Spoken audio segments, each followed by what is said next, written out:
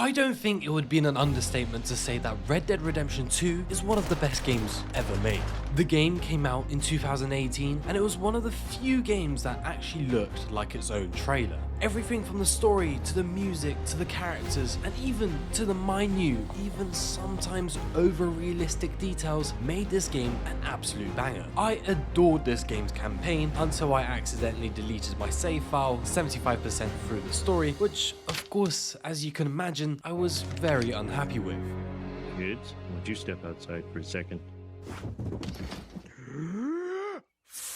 However, during the time before this sad event happened, many things kept me glued to this game. One of my favourite pastimes was finding out all the ways I could help my fellow NPCs. My personal favourite method seemed to instantly solve all their problems, and I never seemed to get any negative feedback.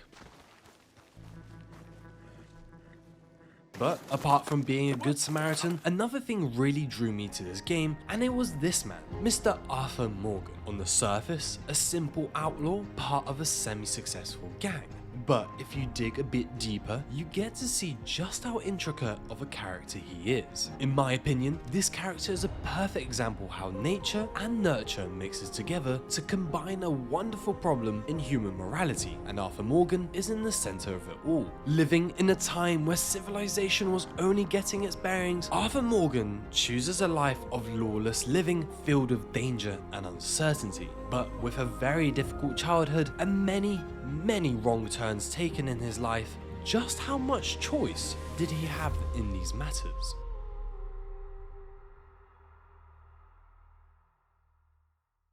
Arthur was born in America during the 1860s, a time where crime of basically any nature was larger than Sam Sulek's biceps, and Arthur's father was part of the problem, as he too was involved in these illicit actions. Not surprisingly, studies show that fathers who engage in criminal activities found that their children are at high risk for conduct problems, substance abuse, mental health disorders, and poor academic achievement. As for Arthur's mother, she sadly passed away when he was just a child for unknown causes. This meant that Arthur was left with only a father during his key developmental stages. A study in fact found that violent criminality risks were significantly elevated for individuals who experienced parental death during childhood. In addition to this study also found that the loss of both parents resulted in particularly high risk increases. Unfortunately for Arthur, his father also passed away in his childhood, further solidifying his placement in the high risk for criminality group. So, as you can see, it's almost like the cards that Arthur was dealt were the ones who would guarantee him to lose the game he was playing. Hell, you won with that? However, there is light at the end of this deep dark tunnel, as the same study found that early interventions can have a major positive impact on the life trajectory of children who are at high risk for criminality. And this is where these two gentlemen step in. Dutch Vanderlyn and Hosea Matthews found 11-year-old Arthur as a wild delinquent wreaking havoc in the streets, so they decided to do something about it. Now, these two gentlemen are important for two main things. Number one is that they are gang members, and number two is that they are adopting a random boy from the streets. Although this is a very questionable side quest from these two individuals, their intentions were thankfully positive, as they decided to undertake Arthur into some informal education. They taught him how to read, write, hunt, ride, and of course to shoot and fight. Subsequently, Arthur started to see the pair's surrogate fathers, particularly viewing Dutch as a father figure. Arthur also started to share the same vision for society as Dutch, and soon he was one of the first proteges of the Dutch Vanderlyn gang. Overall then, when we look at Arthur's childhood, we can see that many things were out of Arthur's control, but still ended up dictating his whole upbringing. However, overlooking this whole developmental path is a big theory in criminal psychology, and it's called Moffitt's dual taxonomy of antisocial behavior. What they basically presented is a developmental taxonomy of how antisocial children, not just criminals, can be divided into. One group is the life course persistent, and the other is the adolescent limited group. The adolescent limited group describes a larger span of children who seem to act antisocially mostly during their adolescent years, as in this time they are very much reinforced by social rewards. But this drops off as they start to transition into adulthood and start acquiring more responsibilities. On the other hand, we have the life course persistent group, which unsurprisingly means that antisocial behavior continues throughout the individual's life. This is a much smaller group, and it is believed that neuropsychological vulnerabilities like difficult temperament, cognitive deficits, and adverse environments such as poor parenting or socioeconomic disadvantages are responsible for setting up a child up for this path. It can be very much disputed whether these categories are truly valid, reliable, and somehow measurable, but at the end of the day, if we do assume they exist, it is clear which category Mr. Arthur Morgan is in. This, of course, highlights her previous point of how a path down criminality can be adjusted if correct interventions are placed. Dutch and Hosea were Arthur's interventions, but clearly their intentions weren't to take him off the path of criminality. They instead reinforced criminal behaviors, but added a sprinkle of education for a bit of flavor, I guess. Let me add a little bit of spice to that. Either way, it seemed that nature ended up designing Arthur to be predisposed to criminality, and his environment happened to be one that multiplied this effect. So overall, it's very evident that Arthur's development lacked the opportunities for him to become a model citizen. Funny I say that actually, because a model citizen to many people would be someone who is law-abiding, tax-paying, and tends not to murder people on a daily basis. However, Dutch van der Linde would think the complete opposite. Dutch, the figurehead of the gang, is all about living life free from the constraints of civilization and the rule of law. Yet those constraints are quickly spreading across America at this time, taking away the freedom of Dutch's people, and to avoid this, he and his gang seem to acquire a nomadic lifestyle. They rarely stay in a single place for a long time and always seem to move, but mostly for negative reasons. A nomadic lifestyle is a very interesting sociological phenomenon. Back in the day, we all used to be nomads, traveling across the land in search of food and chilling whenever we were tired. But as people started to realize that land can be farmed and animals can be kept and bred for food, we slowly started to settle down. For Dutch's gang, however, a nomadic lifestyle is less of a choice and more of a necessity, as the law is always trying to hunt them down. In fact, a study into nomads found that life satisfaction was positively correlated with resilience, which can show that even though Dutch and his gang are constantly moving locations, the people under the power of Dutch could actually be having a nice time if they are resilient to their adverse environments, which is true for some more than others. The reason why this is important for Arthur is that it dramatically changes how his relationships function with other people. Arthur met a lady by the name of Mary Gillis, who he ended up being engaged to. However, the combination of his life of crime, rooted in a nomadic lifestyle, as well as strong disapproval from Mary's family, Oh, speaking of thieves, I see you found your outlaw again. caused their relationship to break, and the pair ended up separating. A study that investigated psychological well-being in a sample of 309 newly separated men and women aged from 20 to 79 found that men were significantly less happy than the women in the sample, suggesting that men may find it more difficult to cope with relationship adversity. Arthur's adversity continued in the romantic department, as some years later he met a young waitress by the name of Eliza. Eliza and Arthur later on secured the bag, and in that bag was a son. Although Eliza fully knew about Arthur's criminal activities and the constant need to run from the law, she still fully accepted Arthur's help in raising their son Isaac. Once again, due to Arthur's constant need to evade the law, he was rarely able to see the pair and be a present father figure. That is until one day, Arthur found out that the two were no longer alive, as two robbers exchanged their lives for just $10. This traumatic incident seemed to affect Arthur in a way that solidified his core beliefs, rooted in a criminal lifestyle. Yet, the way these past events manifest in the present day are not as obvious as you may think. I mean, up until now, we've spoken about Arthur's past, and in most schools of psychology, this is very important. Nature constructs Arthur and potentially predisposes him to be more vulnerable to certain antisocial behaviors. Nurture then plays with his free will by presenting situations where his most negative traits can brew and ferment. I mean, when you go through so much adversity, you find coping mechanisms. You find ways of dealing with things that just don't go your way. And as a result, you start to look at things differently. You start looking at your environment in a different way, and you start looking at people in a different way. But those very same people also start looking differently at you. Arthur's personality is an interesting one. He can easily be passed off as a cold individual due to his numerous Moabs that he called in without even a flicker of resistance or second thought. I mean, to be fair to Arthur, he even describes himself as a bad man, so clearly he's aware that his behavior is morally wrong, but somewhere he does find justification in it. He believes that violence should be strictly cold, necessary, and without feeling, but never for it to be for personal enjoyment or without reason. Little bastard.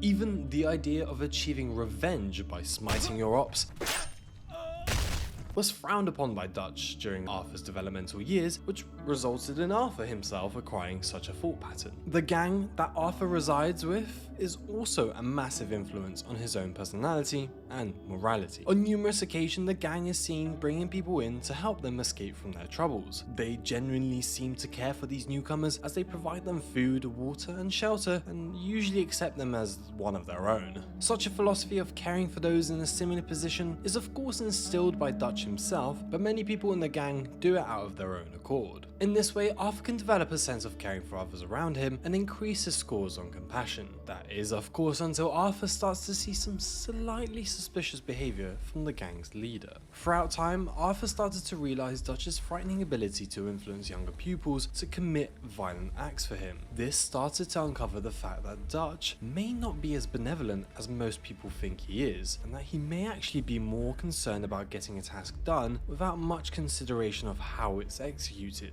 As Arthur was under Dutch's wing when he was growing up, similar to those impressionable minds that are being manipulated by Dutch, it very much means that Arthur was also the victim of Dutch's manipulation. This realization later on in life made Arthur aware that the justifications of violence to achieve a greater good is more or less simply an excuse to justify the gang's criminal behavior. In reality, the social problems surrounding the gang are too big for the gang to resolve these problems on their own. Yet, Dutch continues to manipulate the narrative to make it seem that committing just one more little murder can bring the gang closer to some kind of freedom from the law or society or whatever it may be. So, acknowledging that this is a flawed way of thinking takes a lot of self-awareness, especially if you're surrounded by people who are saying that it's completely fine to do so. In fact, for the time, Arthur's views were generally very progressive. He believed men and women should have equal roles in society and was viscerally disgusted with racism and actively defended the victims. This suggests that Arthur is an empathetic man, especially compared to the societal norms at the time, and has a clear understanding that he doesn't need to be blindly following and conforming to the actions of others. So I would in fact argue that Arthur's a rather compassionate man. On most occasions, that is. You alright there? Mister, Ain't gonna I don't harm hardly you know what anymore. to say. Thanks, I guess.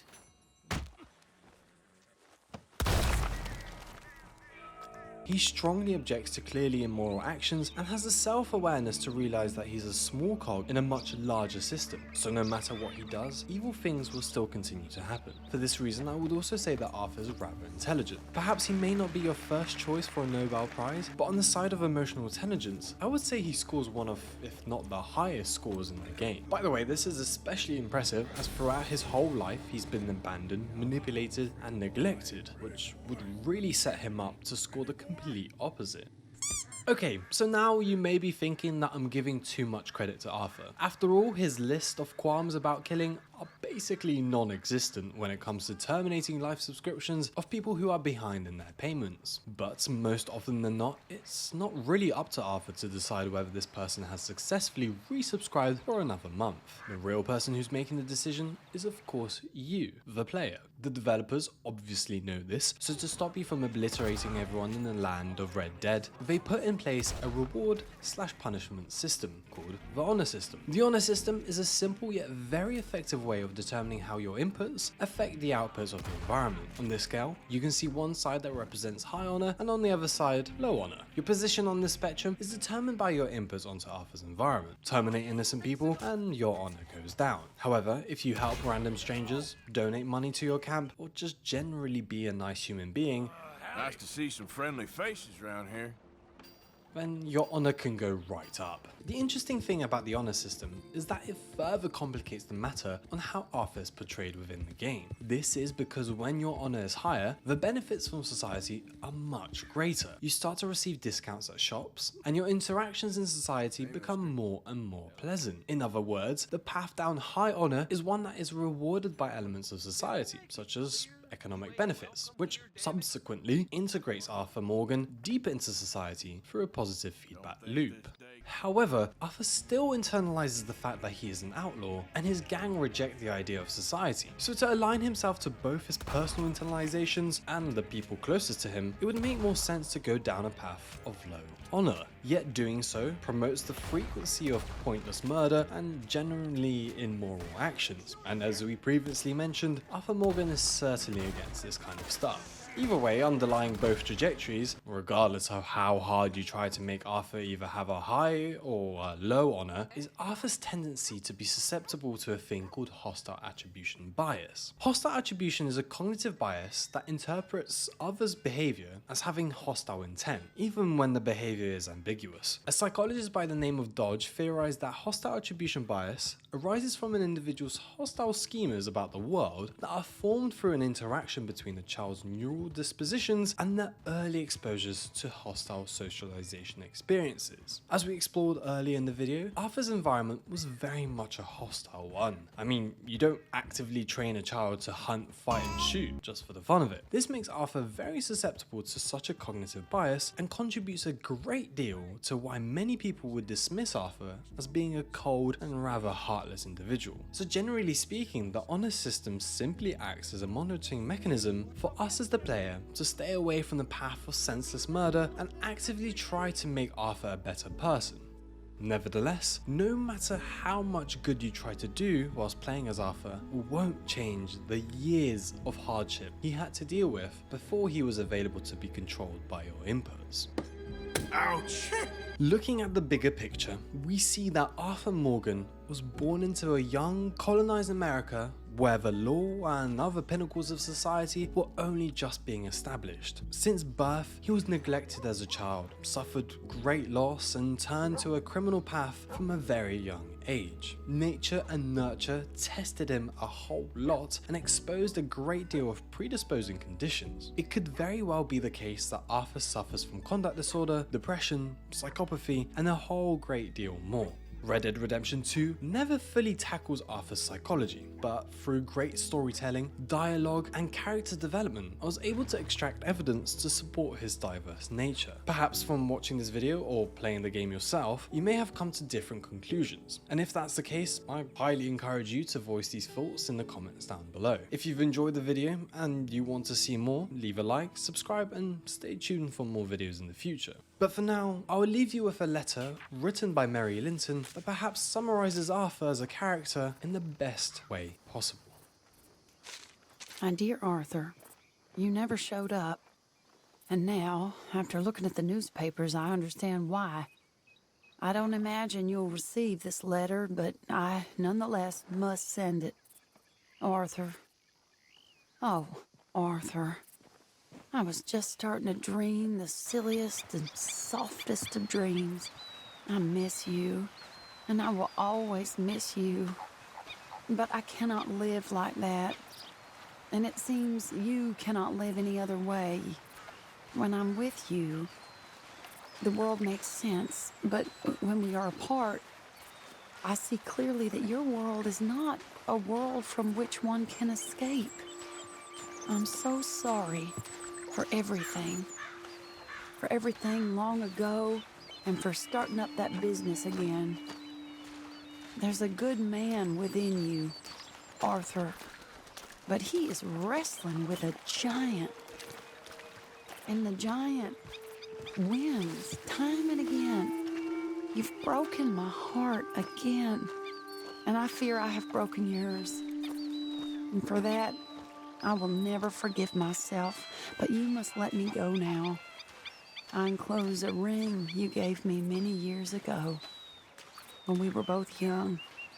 Not because I don't like it, but because I care for it far too much, and it reminds me too much of you. I hope One day, you will find some people in love who can use this. For it kept me thinking of you all these years, and I hope by returning it to you, I can finally be free. Goodbye, Mary.